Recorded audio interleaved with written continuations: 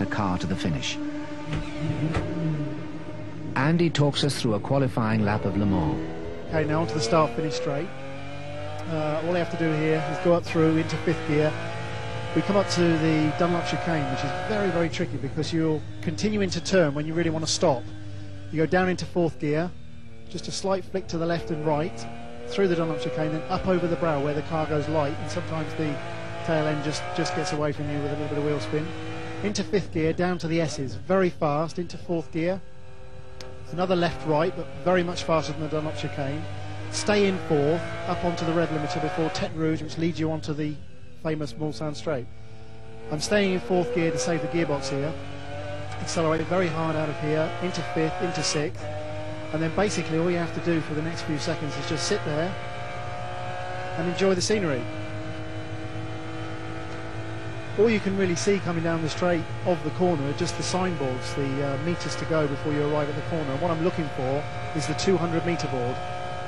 I want to brake just before the 200 meter board, and then you can go down to either 4th or 3rd, 3rd on this occasion, to go through the first chicane.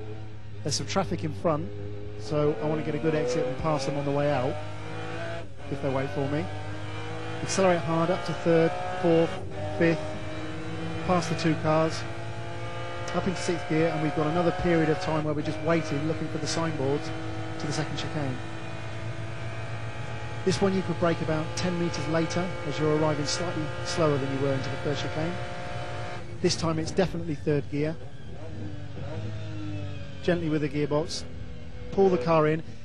Not too difficult to corner, except accelerating out, the rear end of the car wants to get away from you, so you have to make sure it doesn't wheel spin too much. Up into 4th, up into 5th, then up into 6th gear, and then over the famous brow before the Mulsanne corner, which used to be taken at 250 miles an hour. Now it's probably about 180. Immediately you come over the brow, you come down into the Mulsanne corner, which is right down into 2nd or 3rd gear, depending on how you're running. It's a very slow corner. Watch the wheel spin coming out. Up into 3rd, 4th, into 5th. Then you have 2 blind, flat-out right-hand kings, into 6th on the first one, and the second one leads you into the right-hand part of Indianapolis, which is a very, very fast corner. You can brake at about 150 metres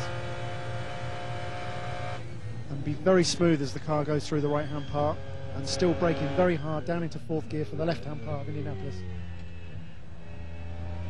Now just a small amount of power up into Harrod.